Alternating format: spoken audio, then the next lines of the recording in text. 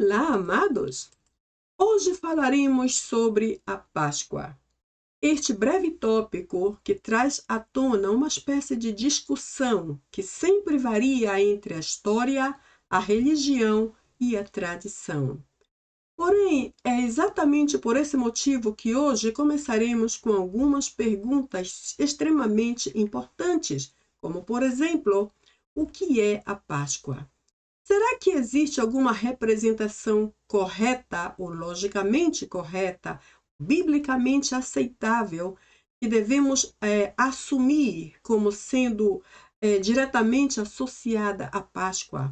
Ou seja, que representação é esta? Também veremos o significado. O que significa a Páscoa? O que significou a Páscoa lá no Antigo Testamento para o povo de Deus? Aquele povo que tinha em Deus toda a sua esperança, na esperança de deixar de ser escravos, de deixar de ser prisioneiros numa terra egípcia até chegar à terra prometida. O que será que significou naquela época? E então, que será ou como será que deve significar para nós hoje, no nosso tempo atual? Ademais, que deve representar a Páscoa? Que representa e que deve representar hoje em minha e em tua casa? E neste ponto, quando eu falo de representação, eu também quero referir-me à base, à fundação, ou seja, qual é a base principal da Páscoa? Hoje falamos de muitos simbolismos diferentes, porém, qual é o principal deles, no qual devemos fundamentar a nossa celebração no dia da Páscoa? Então, a partir daqui, vamos ver que, independentemente de qualquer conceito, independentemente de qualquer definição ou significado, independentemente de qualquer representação que se faça, nós temos, biblicamente falando, o maior de todos os simbolismos, a mais forte, a mais profunda de todas as bases, que é a ressurreição de Jesus Cristo. Esta imagem mostra apenas um vislumbre, apenas algo muito suave, muito longe do que em realidade foi. Naquele dia, quando depois de 3 dias de morte, Jesus se levantou poderoso como sempre e causou essa impactante imagem trazida através dessa poderosa experiência de sair de um túmulo que o havia guardado por 3 dias. Então, a ressurreição de Cristo, a partir de aqui, passa a ser a nossa principal base, a nossa principal representação, o nosso principal fundamento para a celebração da Páscoa.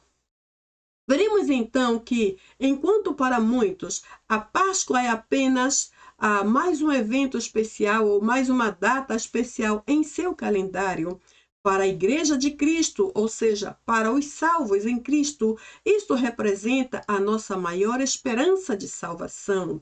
E essa esperança está fundamentada no sacrifício perfeito de Cristo lá na cruz do Calvário. Como vemos nesta breve imagem, isto aqui é apenas uma imagem e é uma imagem de algo passado. Jesus já não está mais na cruz, já sabemos disso, porém eu trouxe essa imagem só para trazer à nossa memória que o preço que ele pagou, o sacrifício que ele pagou, o sacrifício a que ele se submeteu por nós, não foi algo pequeno, não foi algo grande, não foi algo fácil e foi algo realmente muito grande e difícil, humanamente falando, de cumprir. Ele se submeteu a algo extremamente enorme, mais do que qualquer um humano como nós poderíamos suportar. Então, este sacrifício de Cristo aqui começou a história da nossa redenção e por isso temos hoje motivos reais, motivos bíblicos verdadeiros para celebrar então a nossa Páscoa. Aqui começa a maior declaração de amor de Deus pela humanidade. E isto é algo muito verdadeiro. O sacrifício dele na cruz foi uma expressão clara do seu imenso amor por nós.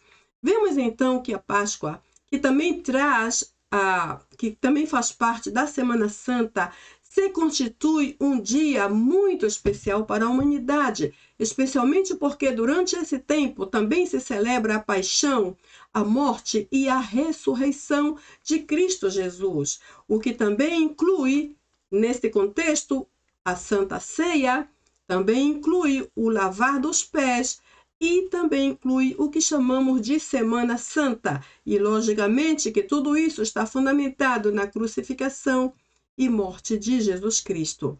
Agora eu pergunto, por que será que esses três eventos estão mencionados aqui? O que tem a ver esses três eventos com o que relacionamos com a Páscoa? Por que será que isso está aqui?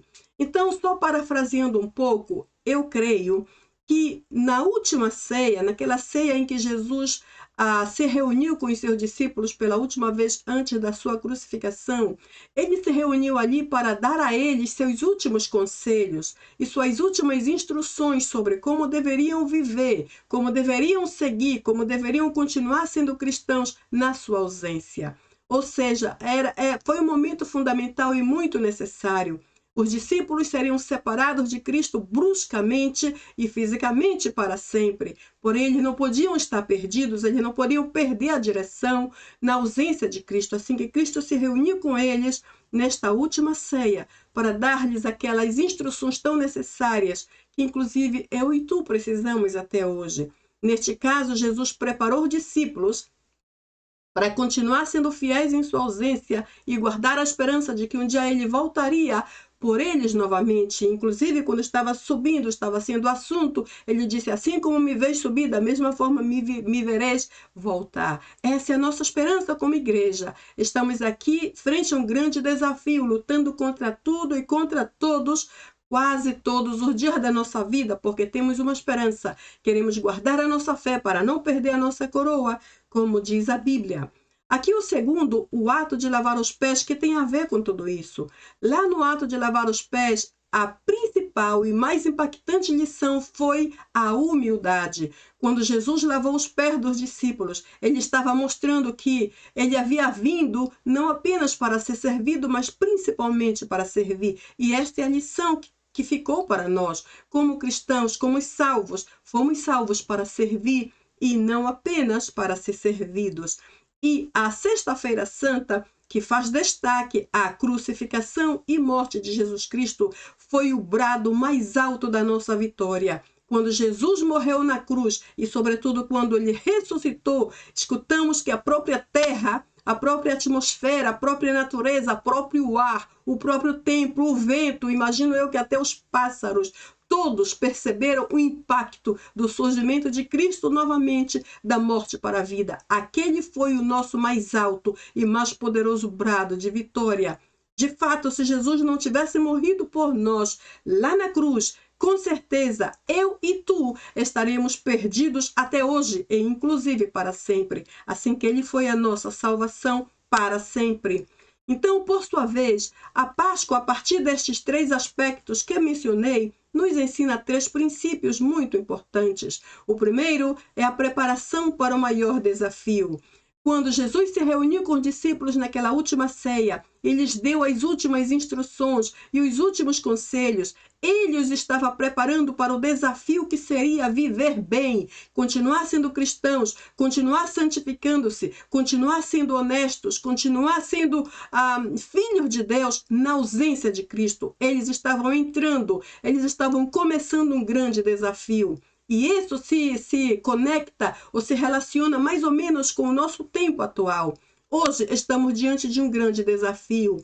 Tudo que envolve o nosso século representa para nós um desafio e representa um desafio também para a nossa fé.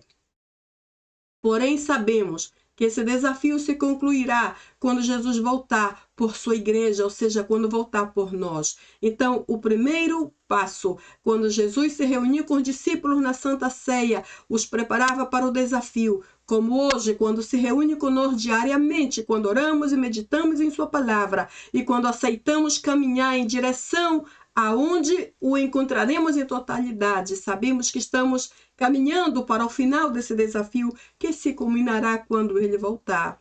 A segunda, no lavar dos pés, a principal lição foi a humildade. E nesta lição da humildade, aprendemos a ver os demais superiores a nós próprios e entendemos que isso acontece quando nos submetemos a servi-los. Então, quando servimos aos demais, entendemos que o fazemos porque aprendemos que através da humildade Eles são superiores a nós e não nós a eles. Por isso, queremos servir em lugar de esperar ser servidos. Isto foi o que Jesus fez.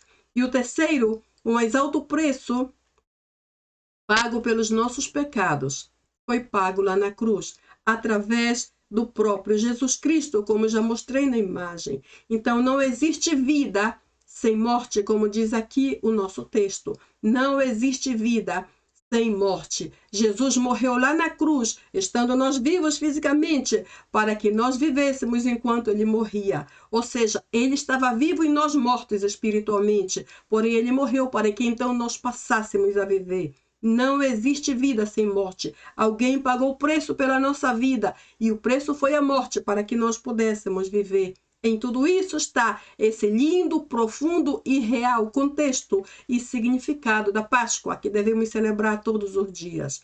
Assim que entendemos que para ser cristãos, genuinamente falando, devemos caminhar segundo a natureza de Cristo. Para ser cristãos genuínos segundo a natureza de Cristo, é necessário que o velho homem morra. Então, nesse texto, vemos 3 coisas breves e importantes. Primeiro, o ser cristãos genuínos. Todas as pessoas no mundo podem ser cristãos, podem ser chamadas cristãos, podem identificar-se como cristãos. Porém, aqui o termo diferente, ou o termo que faz a diferença, é a palavra genuína. Ou seja, um cristão verdadeiro, um cristão real, um cristão genuíno, que não nasce de si mesmo, não nasce da nossa cultura, da nossa natureza humana, da nossa profissão, das nossas tendências, do nosso nível de intelectualidade, não nasce de coisas secundárias. Essa genuinidade, esse aspecto verdadeiro da nossa vida cristã só nasce quando estamos sob a natureza real de Cristo Jesus. Quando a nossa natureza humana passa para trás e a natureza de Cristo toma lugar, então começamos a ver que estamos começando a caminhar como cristãos genuínos. E quando eu falo desse ponto aqui, sob a natureza de Cristo, também falo sobre o anular-nos a nós próprios, negar-nos a nós mesmos, renunciar àquilo que inclusive amamos para poder submeter-nos e viver completamente a natureza real de Cristo. E tudo isso então nos leva ao terceiro ponto, que é a aceitar que esse velho homem morra. E quando eu falo aqui em morrer, eu não estou falando de uma morte física, mas morrer na velha natureza, morrer no velho homem, morrer em nossa carnalidade, em nossa natureza pecaminosa, aquela que vem desde o começo da história e que só nos traz problema a todo tempo. Quando nós fazemos isto, então a tendência é que começamos a ver que o nosso sentir, o nosso pensar, o nosso falar, o nosso expressar começa a fluir desde uma nova natureza, que neste caso é a natureza de Cristo. Por quê ou como isto ocorre? Porque quando o homem velho morre e começa a degradar-se e começa a rebaixar-se, naturalmente começa a dar lugar à natureza de Cristo, que é a nova natureza em que devemos viver. A segunda parte, ser humildes considerando os outros superiores a nós próprios. Ou seja, para isso Deus nos chamou, para viver segundo sua natureza, abandonando nossa própria natureza carnal e pecaminosa, aprendendo a ser humilde, considerando os outros superiores a nós próprios, servindo aos outros mais que esperar ser servidos por eles. E afinal, aceitar o sacrifício de Cristo, pago lá na cruz por cada um de nós. Por que eu menciono isso? Porque a palavra aqui é aceitar o sacrifício. Veja bem, há muita gente que vive com Cristo durante muito tempo. Cristãos de muitos anos e até líderes e até pastores em alguns casos, que vivem como cristãos, que vão à igreja, que servem a Deus, porém vivem aparentemente debaixo de uma constante sensação de condenação ou de autocondenação. São pessoas que se sentem condenadas por seu passado, pessoas que se sentem condenadas pelo que fizeram algum dia na vida, pessoas que se sentem condenadas por não poder perdoar-se a si própria. É como se vivessem apenas uma parte, ou uma porcentagem do verdadeiro cristianismo, daquela vida nova que vem de Cristo para nossas vidas.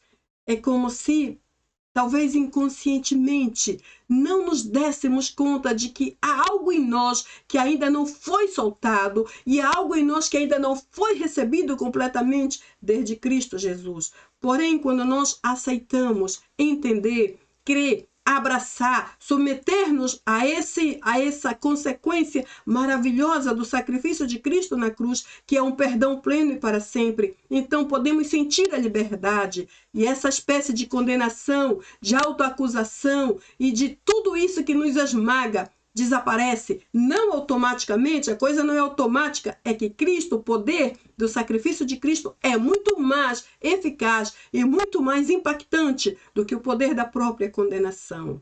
Então, Deus nos chama a viver sua natureza, uma vez que fazendo isso, viveremos então como cristãos genuínos. E quando cristãos genuínos, seremos naturalmente humildes e agradaremos a Deus servindo aos outros. E, ademais, já não estaremos mais debaixo de condenação. Por causa disso, estaremos aptos a entrar diante do trono da graça de Deus, levantar as nossas mãos ali e adorar o Senhor verdadeiramente, como se víssemos fisicamente ou realmente que Ele está ali naquele mesmo lugar, sem nenhum problema, sem nenhum obstáculo. Isto é para mim a Páscoa verdadeira, é a Páscoa genuína. E sabe, amados e queridos, estas são as instruções de Cristo para cada um de nós. São as instruções de Cristo.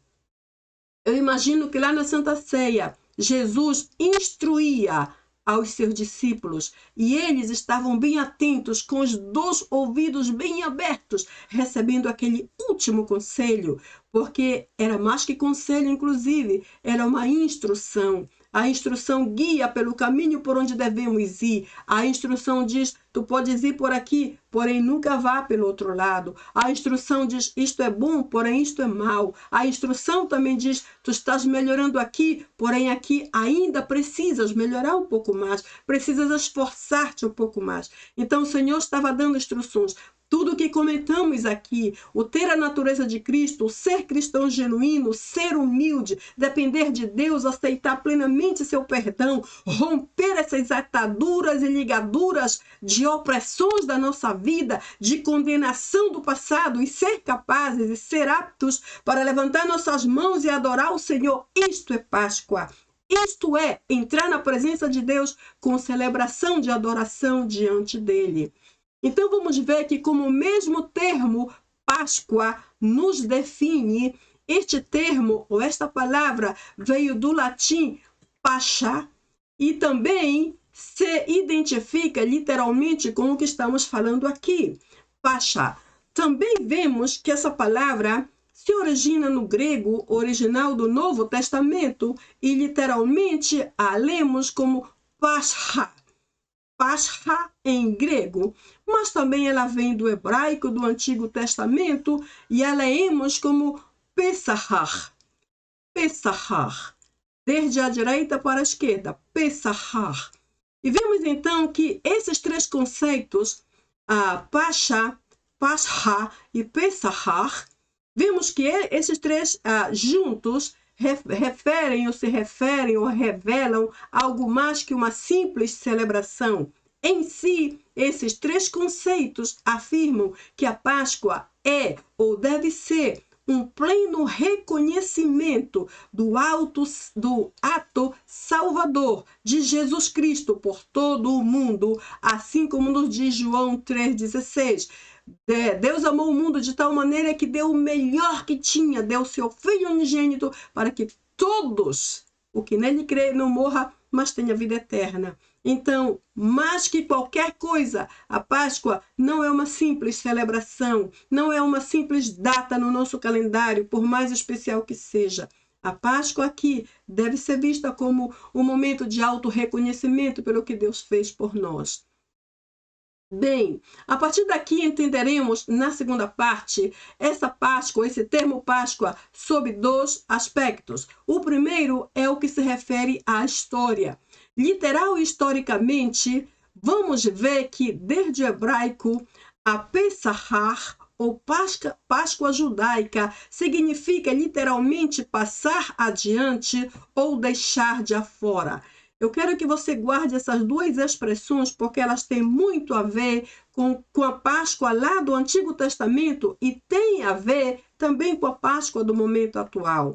Então, a palavra, novamente, a palavra hebraica, que desde o início era celebrada como Pesach, tem a ver como passar adiante e deixar de fora. E se referiu à 10ª praga enviada por Deus ao Egito. Foi aquela praga enviada para matar os primogênitos. Porém, naquela época, Deus ordenou aos hebreus que marcassem os umbrais das suas portas com sangue.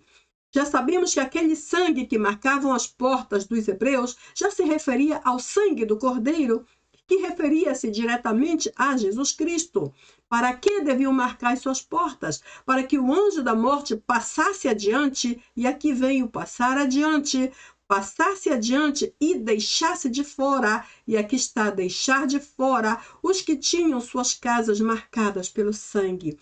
Este simbolismo é muito poderoso. Os hebreus marcavam os umbrais das suas portas, então o anjo da morte que veio ou que foi enviado para matar os primogênitos não tocavam suas portas, não entravam em seus ambientes, porque na entrada havia o sangue apintado ali, marcado aquela casa, cobrindo toda a casa, toda a família. Hoje, o sangue de Cristo é o único que pode cobrir a nossa vida, a nossa casa, a nossa família, a nossa parentela, as nossas gerações, desde agora e para sempre, pois inclusive a Bíblia diz que ele visita as gerações até 1000 gerações adiante, não é assim? Então, veja bem, é muito importante que a nossa adoração esteja diretamente associada a Jesus Cristo. Porque sendo assim, então a nossa Páscoa será genuína e muito verdadeira. Por esse motivo, então vimos que por esta razão, lá no Antigo Testamento, a Páscoa significa a libertação do povo de Israel do domínio egípcio, ou seja, de acordo à história, certo? Historicamente, a Páscoa para os judeus lá no Antigo Testamento representou a libertação, a saída do povo de Israel, do povo de Deus, de debaixo do domínio egípcio. Agora vimos, por exemplo, essa imagem que mostra mais ou menos o que eu tratava de explicar. Quando marcavam a porta com sangue, o anjo da morte passava e não os tocava, nem a eles, nem suas famílias. E vimos que toda essa história culminou aqui quando Moisés, que Deus também chamou, guiou o povo desde essa última praga e todo aquele grande conflito que houve entre as ordens de Deus através de Moisés e o conflito e a resistência imensa de Faraó. Por fim, vemos que o povo saiu e ao final cruzou no meio desse grande evento, desse evento sobrenatural, eu diria que foi a abertura do Mar Vermelho. Imagine-se que aquele profundíssimo Mar Vermelho se abriu, se partiu ao meio e se abriu em duas partes e foram como duas grandes e altas paredes de água que se levantaram e o povo parecia umas formiguinhas pequenininhas no meio de tanta dimensão de água. Passou e a Bíblia diz como que, isso é uma expressão de comparação, como que em terra seca, como se não houvesse havido água ali, como se aquele lugar não estivesse inundado com uma imensa abundância de oceano. Ou seja, em um segundo Deus fez algo completamente impossível para o homem.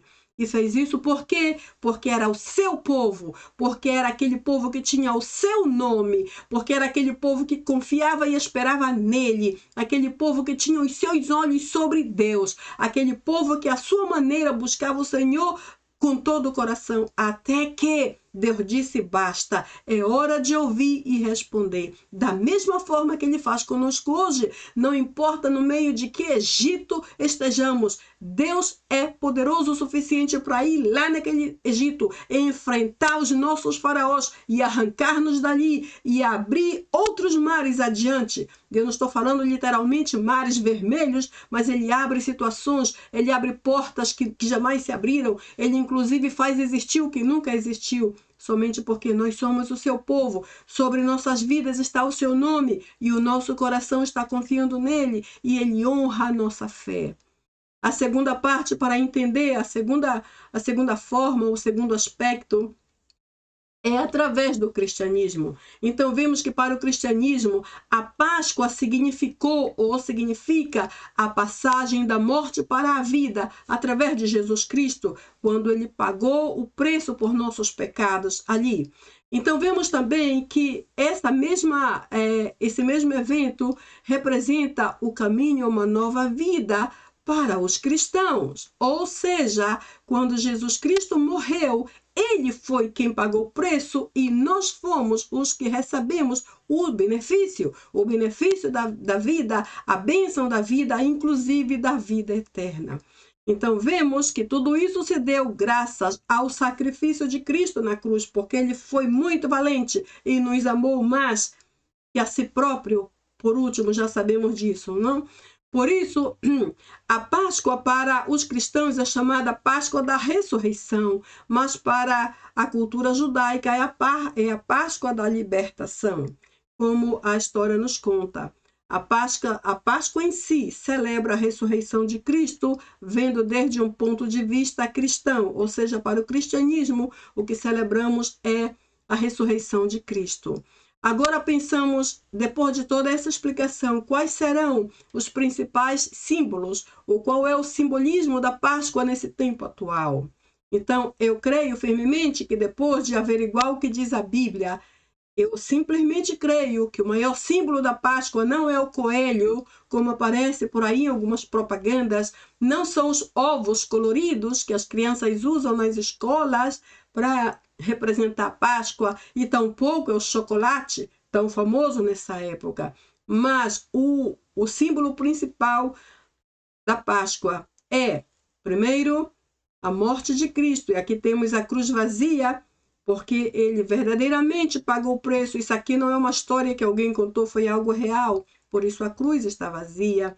Mas também, 3 dias depois, ele ressuscitou.